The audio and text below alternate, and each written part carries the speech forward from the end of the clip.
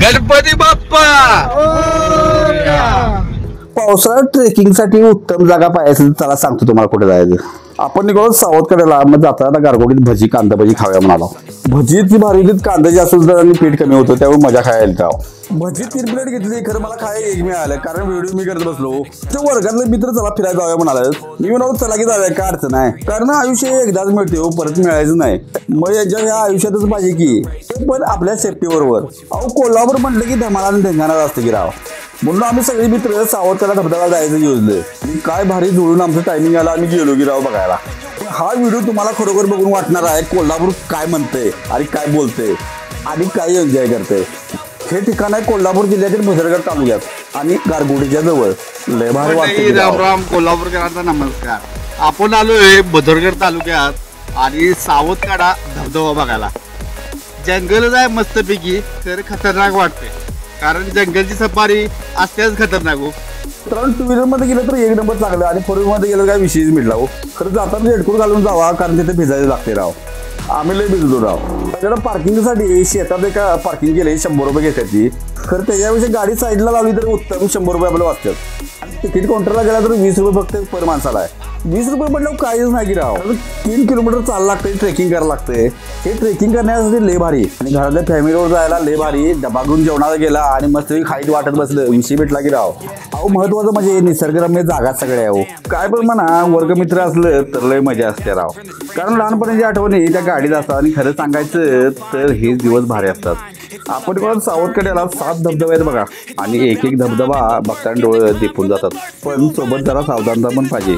म्हणजे घसरट जास्त असते, त्यामुळे जपून चालायचं आणि मोबाईल कॅमेरा सांभाळून ठेवायचा आणि पाण्यात उगाच धाडस करून आतवर खोलवर जायचं नाही। आणि सर्वात महत्वाचं म्हणजे मित्रासोबत गेलं तर एकमेकांची काळजी घ्यायची, कारण आयुष्य आपलं एकदाच मिळाले, परत मिळायचं नाही, म्हणून एन्जॉय करायला जातो ही सेफ्टी सोबत हो।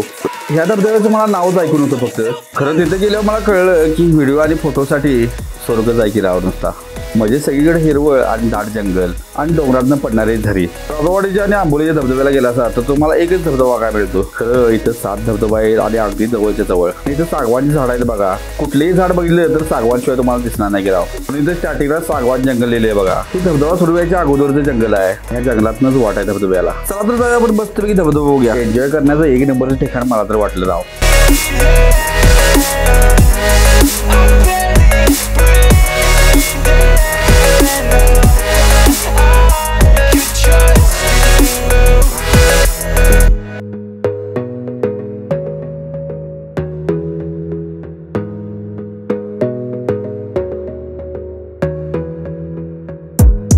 Gotta focus on yourself, on your faith, on your dreams, on your mind, on your health, yeah. You gotta work, never tell, keep your head down, find what you love and excel, yeah. Push and pull and repel any hate, go create what you want, feel compelled, yeah. And once you finally get a taste of the race, you'll never look back once you felt that. Don't let somebody take you. प्रत्येक धबधब्याला अशी नावं दिलेली आहेत आणि एकूण अशी 7 धबधबे आहेत। पाण्याचा वेग पण पाऊस असल्यामुळे जास्तच आहे आणि पर्यटक पण किती आहेत बघा की। महत्वाचं म्हणजे आनंद या गोष्टीचा वाटला, सांगली आणि साताराचे आणि कराडचे लोक सुद्धा धबधबा बघायला राव। म्हणजे आपल्या कोल्हापुरात किती खास एन्जॉय करण्यासाठी ठिकाण आहेत ती आपल्याला सुद्धा माहित नाही, ती बघायला आपल्याला मिळणार आहेत। आता हा धबधबा चित्रात जर बघितलं तर बाहेरच्या देशातलं असं वाटतं। खरं मित्रांनो, इथला धबधबा नाही, कोल्हापूरचा धबधबा आहे राव। कोल्हापुरात तापचून बघितलं तर असं स्थळ बघायला मिळतात। मला खरोखर व्हिडिओ जर आवडला असेल तर धबधबा बघायला नक्की जावा आणि मला कमेंट बॉक्स मध्ये सांगा धबधबा कसा होता ते।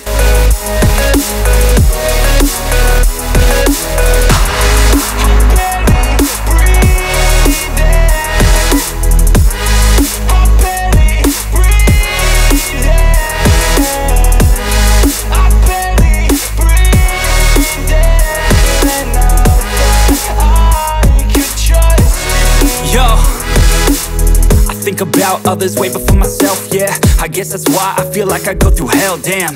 Wasting time on your dreams instead of mine, yeah. About to turn this franchise around on a dime, man. It's all about finding your right state of mind. It's all about finding the worst in the find. It's all about time and the work and the climb. From the thirst we will rise, I'm immersed in this life.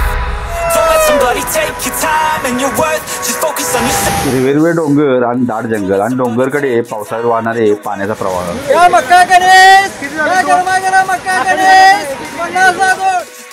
पावसात कधीच खायला लय मजा येते. आम्ही कणसे 4 घेतलीत आणि खालीत गेला. पुढच्या प्रवासासाठी आम्ही निघालो. या धबधब्याला 7 धबधबे मी अगोदर तुम्हाला सांगितलं. वरच्या कड्यापासून पाणी कोसळतं आणि ते वेगवेगळ्या टप्प्यावर 7 लहान मोठे धबधबे तयार होतात. ते बाप लेकीचं आता तुम्हाला दिसते बघा.